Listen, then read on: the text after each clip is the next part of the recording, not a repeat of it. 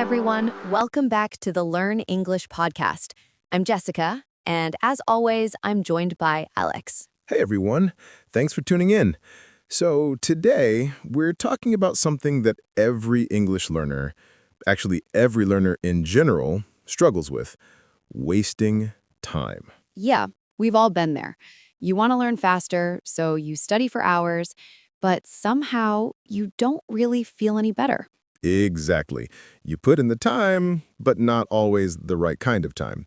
Today, we're going to talk about what wasting time looks like when learning English and how to fix it. So, Alex, let's start with something I hear all the time. I've been studying English for years, but I still can't speak fluently. Ugh, I hear that too. And it's frustrating, right? People think they're making progress because they're busy, but being busy doesn't always mean being effective. Exactly. Like if you spend 3 hours memorizing vocabulary lists without ever using those words in real sentences, you're not really learning communication. You're just storing random data. I used to do that. I had notebooks full of English words, but when I tried to talk, my mind went blank. Same here. It's like your brain collects the words but doesn't know when or how to use them. So, if you're doing the same exercises again and again and not feeling progress, that's a sign you might be wasting your time. Right. Learning English should challenge you, but it should also feel alive, like you're actually using it in real situations. Let's go through a few common time wasters English learners fall into. Great idea. Okay, number one, passive learning only. Oh, that's a big one. Like watching English videos all day, but never actually speaking or writing. Yes, you feel productive because you're around English, but you're not using it. Language learning is active. Your brain learns best when you're producing language, not just absorbing it. Number two, perfectionism. Waiting to be perfect before speaking. Oh, yes. So many people say, I'll start speaking once I'm ready. But guess what? You'll never feel fully ready. Totally. It's like waiting for the rain to stop before learning to swim. You just have to jump in. That's a great metaphor. Okay, number three, using the wrong materials. Right. If you're studying boring textbooks that don't match your goals, it's easy to lose motivation. Exactly.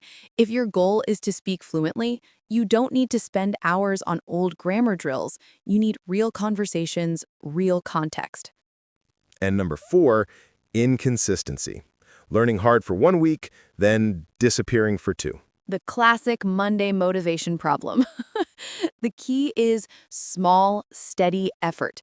Even 10 minutes every day beats 3 hours once a week. 100%. Consistency builds habits, and habits create fluency. Okay, so let's flip this around.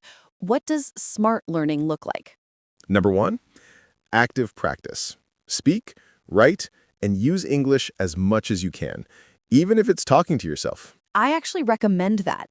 Talk about what you're doing. I'm making coffee. I'm getting ready for work. It helps your brain think in English. And number two, mix your input.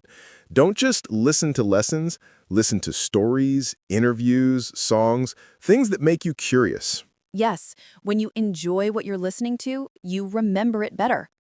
Number three, track your progress. Sometimes people quit because they think they're not improving. Right. But if you record yourself speaking once a week, you'll actually hear the improvement. And number four, learn from mistakes. Don't avoid them, embrace them. Oh, definitely. Every mistake is a step toward fluency. If you're not making mistakes, you're not challenging yourself enough. I like to say, fluent speakers just make mistakes faster.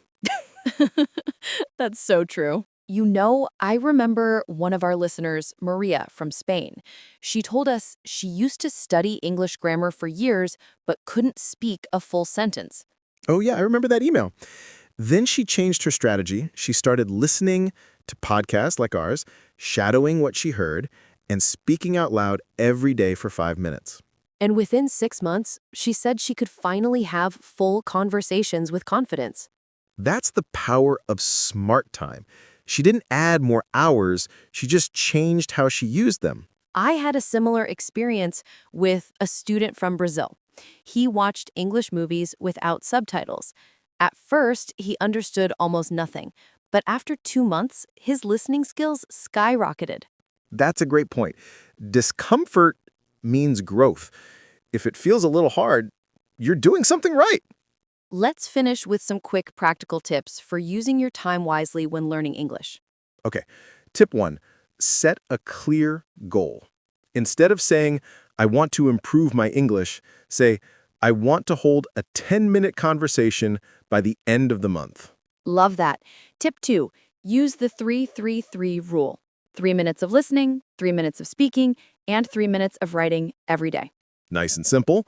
Tip three, combine learning with your daily life. Label things in your house in English. Write your to-do list in English.